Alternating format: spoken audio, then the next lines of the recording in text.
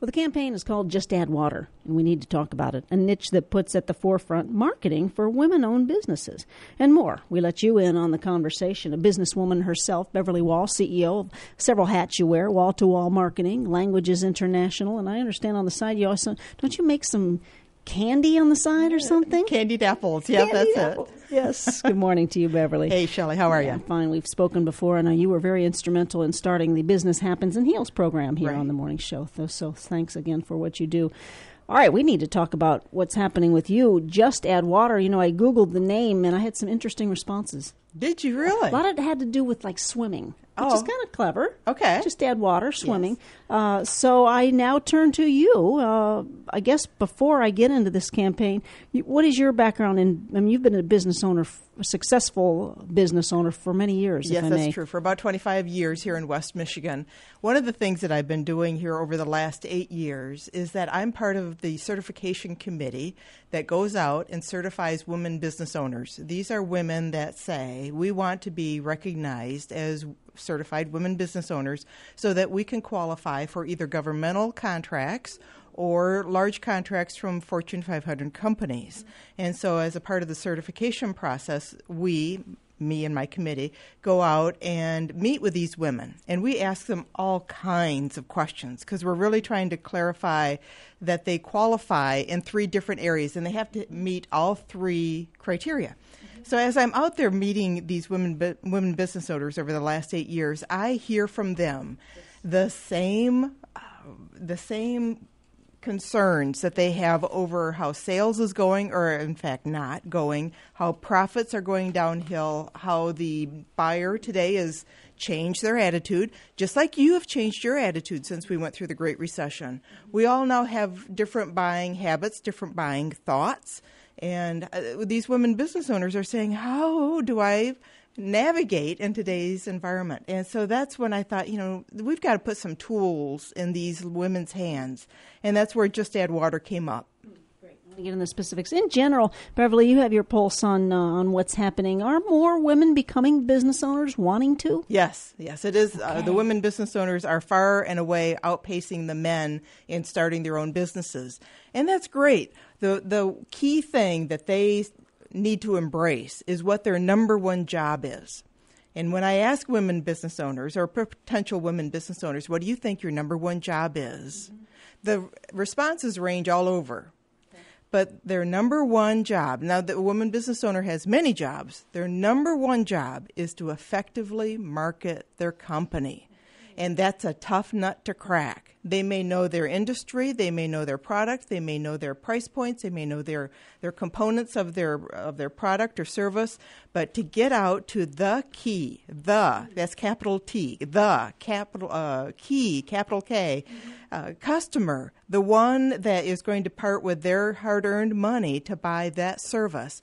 How do you get to that key customer? And that's a difficult question to answer. Once it is answered, though, then the marketing methods available to that woman business owner is plentiful. Does one need to have an elevator pitch prepared right away? Sure. It is always important to have a good 30-second elevator pitch, as you put, because you never know when you're going to bump up against your key customer. You might come up against them, like through this interview, I might come up against my key customer, who is a woman business owner within an hour's drive of Grand Rapids, who's privately held, has sales of $10 million or less. Now, somewhere out there, I might bump up against that key customer. I might. So yes, an elevator pitch is always important. Yeah, great. Let's talk on how Just Add Water, I guess, works, and then I'm going to ask for just general pieces of advice on how best to market your business. I mean, this is part of your business, right? Yes. And so Just Add Water really is talking about the water being your customer list. Now, sometimes when I talk with women business owners, they're saying customer list. What's that? And that's a big missing in a woman's business.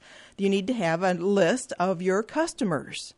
Who's buying from you? And then you start to cultivate. It's always interesting to look at that list because you might see that you actually have 5 different key markets. You know, you might have an older 50 crowd, of which I would fit into.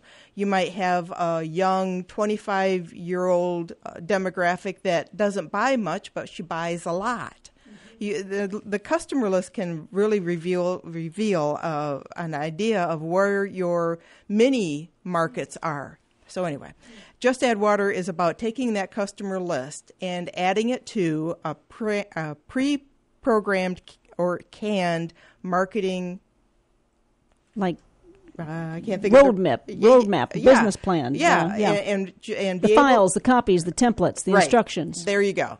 And then be able to generate income from that module in about 15 days. That's income in your checking account in 15 days. So the one that I've got out there right now is sticky notes. You know, we've all have used sticky notes or sticky notes. I'm using the right term, right? Okay, now let's imagine that you get something in the mail. I don't know how you sort your mail, but I sort mine over the trash can. So so for any one particular piece of mail, it has the life of about 3 seconds in your prospect's hands. And the idea is to get that person to open the envelope. No matter what the offer is inside the envelope, if it's not opened, it's gone. Not going, yeah. Yeah. So the sticky note is a sticky note that you can custom make to that particular prospect using her first name and telling her what's inside that envelope. There's some saying a name is sweeter than, we all like hearing our names and seeing our names. Right. There's no. Is this is the target audience for this one who has begun her? Seems like her business is already up and running. Not necessarily. It can be for a startup business as well. A startup business should have a target market. Your goods and services is just a dream if you don't have somebody who's actually parting money for your product or service. So yeah, it can be used for a startup business. You're going to have a target list, and this is a mailing campaign. There are those that say, oh, mail is so expensive. No, rethink that, because, yes, mail is expensive. That means more and more companies are not mailing, which means that your piece has even more potential to have impact. Now, how creative can you get with that piece of mail? I just did this morning a campaign for an individual here in the West Michigan area. I might as well tell you, Scott Sefferline. Anyone interested in good golf lessons, go out to GrandRapidsGolfLesson.com. Scott's a great golf teacher. He taught me, a cancer survivor, on how to retool my swing. And, I just went out Saturday and hit a 42. Oh, my gosh. For 9 holes. All right. Yeah, so I'm all happy with that. So Scott did a campaign where we sent out a prescription bottle. Just think of a prescription bottle. You open your medicine cabinet, one of those prescription bottles, took the prescription medication out, put a letter inside, put a stamp and a mailing address, and mailed it out. Now, when you get that in your mail, you think, what the heck is this? And you open it up.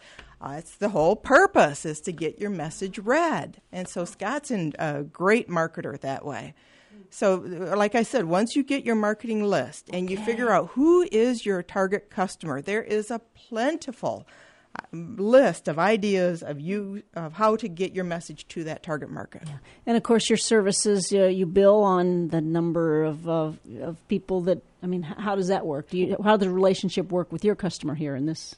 It depends. It depends on what my ideal prospect's budget is. It could be that I can only afford $10. That's great. Then here's all the components. I'm going to give you instructions, step-by-step instructions. I'll give you all the components. I'll tell you where to buy your materials. Here you go. And now just go add water. Add your customer list. Follow the instructions. Put it in the mail. You will see income in your mailbox in 15 days. Let's say a woman business owner says, I've got more things to do than this. Great. Then I'll be your fulfillment house. And then I'll price it out depending on how many pieces of mail she wants, how many times she wants it. We'll figure out what that price is, and then we'll do the work for her. So it sounds like customer service is important to you. Customer service is one of the key components in today's new economy. The old economy where everyone was same old, repetition in the marketplace. You had Bed Bath & Beyond, linens and things. You had Pontiac Chrysler. Man, Pontiac. half of those are folded. Yeah, exactly. Right, because repetition was flushed out with a big enema called the Great Recession. So the new economy has emerged, and part of that new economy says, I know I am valued. It's a consumer market out there. You and I control our economy, and we know it. And so we're expecting great customer service. Mm-hmm. Those companies that do not provide great customer service aren't going to be around long. Those guppies will be eaten by the big fish. I'm afraid that's true. Wall-to-wall marketing is one of the hats Beverly Wall wears, in addition to Languages International. And, of course, talking on the most recent added hat, Just Add Water, the Just Add Water campaign. How important, I often talk on the networking opportunities, how important is the old adage of meeting and handing each other's business cards, and where does that work in today's marketing zone? I think networking is still a component of your overall marketing strategy. It is not the be-all and end-all. Mm-hmm. Networking is good because you could find another female business owner that might complement your goods or service. And between the two of you, you can put together a dynamic marketing campaign.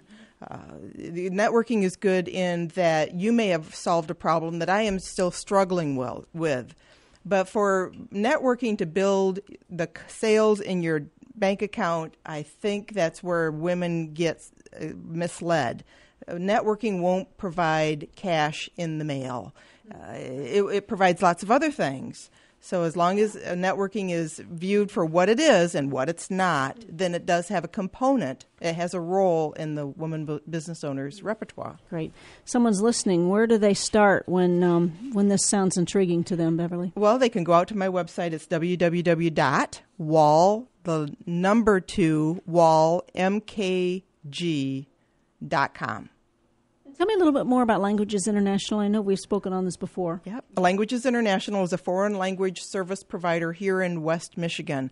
I bought that company 9 years ago. 9 years ago. Wow. And I turned it into a well-oiled ATM machine that is following the same things that I am talking about with wall-to-wall marketing. Again, it gets back to my going out to all these women business owners right here in West Michigan and hearing them say, I need help. And by golly, it's time that they got the help and started to achieve the financial goals that we're all after. Well, and learning from those who have been successful, such as you. I know an Athena Award winner in the past and many other venues, and you self-disclosed you're surviving cancer, so you can't beat that. Yeah, breast cancer affects 1 in 8, and it got me. So it's been a year-long process, but I am now at the end of it. My oncologist, my cancer doctor says I have no cancer, and I says, I know. And that's one of the things that I'm involved in. You have it right there in your hand. Yep, you can talk about it. This is the Race for the Cure. This is the Susan G. Komen Race for the Cure on September the 22nd. It's out of Rivertown Crossings Mall. This is the opportunity for the community dollars to stay in West Michigan. The dollars that is raised by West Michigan Susan B. Komen organization goes to service providers here in West Michigan. It does. I know there was controversy with Planned Parenthood from the national organization. That does not play a part in the West Michigan component of how funds are distributed. So those that are involved in the Susan B. Komen Race for the Cure event in September will be raising money for much needed services for the less financially those are challenge. Has that challenge. Yeah. There you go. And, of course, the ComenWestMichigan.org website for more information on the Susan G. Komen race. So we'll talk about that again, Beverly. Yeah, okay. Until then, your best contact one more time. It is at www.wallmkg.com. All right. You available for men and women services? I am. Okay. There we go. Beverly, please take care. Enjoy your day. Thanks.